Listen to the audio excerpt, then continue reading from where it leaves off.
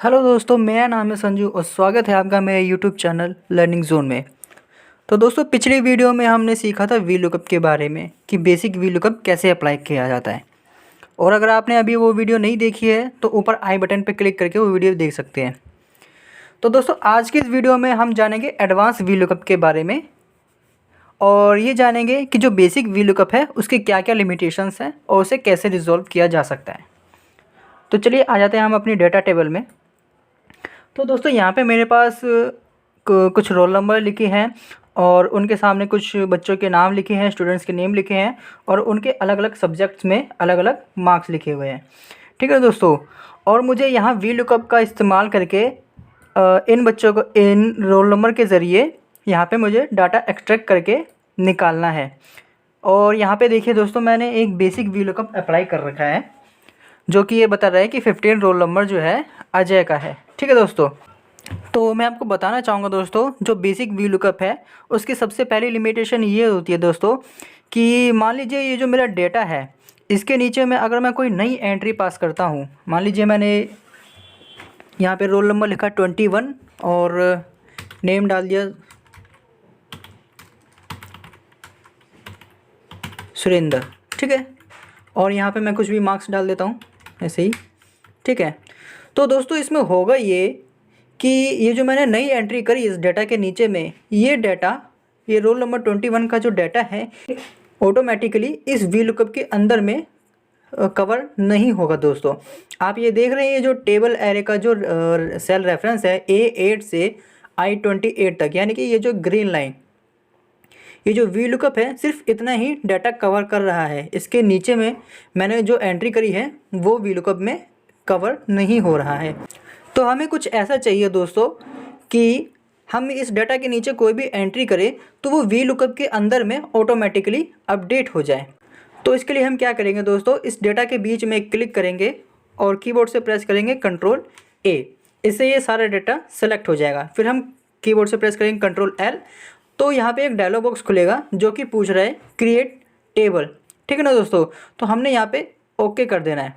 इससे होगा ये दोस्तों कि ये जो हमारा डाटा है ये एक टेबल के रूप में फॉर्म हो जाएगा। ठीक है ना, और अगर आप इस टेबल का नेम जानना चाहते हैं कि ये टेबल किस नेम से क्रिएट हुई है तो यहाँ ऊपर देखिए डिज़ाइन टैब में आइएगा और यहाँ पे आपको टेबल का नेम दिख जाएगा table1। ठीक है ना दोस्तों, तो ये टेबल क्रिएट करने का फ़ायदा ये हुआ दोस्तों कि मान लीजिए मैं यहाँ पे कोई नई एंट्री करता हूँ, मान लीजिए लिखा है मैंने रोल नंबर 22 और यह देखिएगा आप दोस्तों कि ये जो डाटा है ये इस नोट पे देखिए ये ऑटोमेटिकली ही इस टेबल के अंदर में कवर हो गया है। मैं यहाँ पे एक और एंट्री करके दिखाता हूँ दोस्तों, तो आप देखेंगे ये जो डाटा है इस सेल का कलर जो है थोड़ा सा डिफरेंट हो गया है क्योंकि ये इस टेबल के अंदर में ऑटोमेटिकली ही अपडेट हो गया है। तो इससे फ़ायदा ये होगा कि ये जो पूरा डाटा है ये हमारे वी लुकअप में भी ऑटोमेटिकली अपडेट हो जाएगा।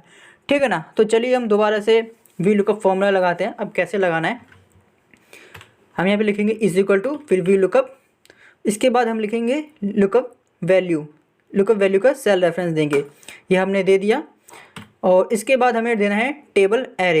तो क्योंकि दोस्तों हमने अपने डाटा को एक टेबल के रूप में फॉर्म कर दिया है और उसे एक नेम भी दे दिया है table1, तो हमें यहाँ पे अब इस डेटा को ऐसे सेलेक्ट करके इसकी रेंज देने की ज़रूरत नहीं है।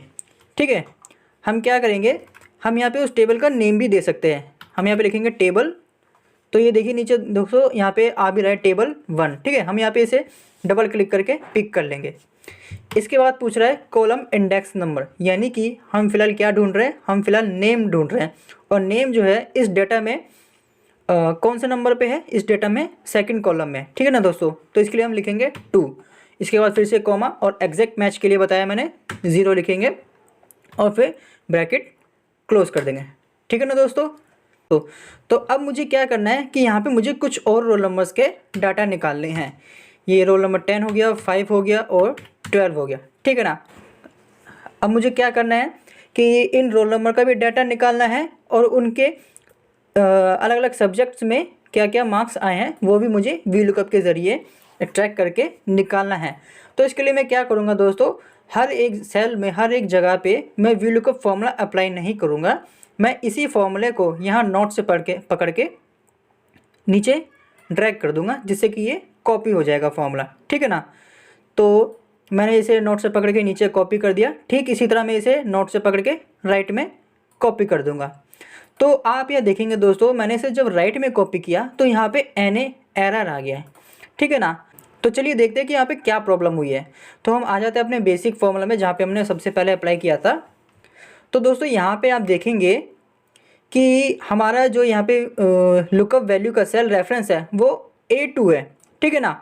और हमारी जो एक्चुअल लुकअप वैल्यू है वो भी आप देखेंगे दोस्तों A2 सेल में ही है। ये रोल नंबर जो 15 है ये A2 सेल में ही लिखा हुआ है, ठीक है ना। और जब हमने इस फॉर्मूले को ड्रैग करके एक सेल नीचे कॉपी किया तो यहाँ पे लुकअप वैल्यू का सेल A2 से A3 हो गया, और हमारा जो एक्चुअल लुकअप वैल्यू है वो भी A3 सेल में ही है। इसलिए जब हमने इसे नीचे ड्रैग किया तो ये फॉर्मूला सही काम कर रहा है। लेकिन जब इसी तरह से हमने इस फॉर्मूले को राइट में ड्रैग किया तो देखिए दोस्तों यहाँ पे जो लुकअप वैल्यू थी पहले A2, ये अब B2 हो गई दोस्तों। ये जो लुकअप वैल्यू का सेल रेफरेंस है ये भी एक सेल राइट में खिसक गया, जबकि हमारी एक्चुअल लुकअप वैल्यू जो है वो अभी भी A2 सेल में ही है, जिस वजह से कि हमारा फॉर्मूला गलत हो गया दोस्तों। तो बेसिकली मेरे कहने का मतलब ये है कि हम चाहते हैं कि हमारा जो ये लुकअप वैल्यू का सेल है, ये जो हमारा जो लुकअप वैल्यू का सेल रेफरेंस है, ये जो A2 है, ये हमारा A2 से A3 तो होए, A4 होए, A5 होए, लेकिन ये A2 से B2 ना होए। यानी कि कहने का मतलब ये है कि जो सेल रेफरेंस है A2, इसमें जो ये नंबर है 2, ये तो चेंज हो, ये 2 होए, 3 होए, 4 होए, लेकिन ये जो अल्फ़ाबेट है A, ये चेंज ना होए। यानी कि हमें इस अल्फ़ाबेट को A को लॉक कर देना है, ठीक है ना। तो इसके लिए दोस्तों हम क्या करेंगे, इस A के आगे में क्लिक करेंगे और कीबोर्ड से शिफ्ट के साथ में 4 प्रेस करेंगे। तो इससे होगा ये कि A के आगे में एक डॉलर का साइन लग जाएगा, और ये जो A कॉलम है ये लॉक हो जाएगा, और ये जो 2 रो है इसके आगे में कोई डॉलर का साइन नहीं है, तो ये अभी अनलॉक है। यानी कि ये 2 से 3 हो जाएगा, 4 हो जाएगा, लेकिन A से B नहीं होगा दोस्तों, ठीक है ना। तो चलिए अब दोबारा से करके देखते हैं। यहाँ पे एंटर प्रेस करेंगे और अब इस फॉर्मूला को हम ड्रैग करके देखते हैं।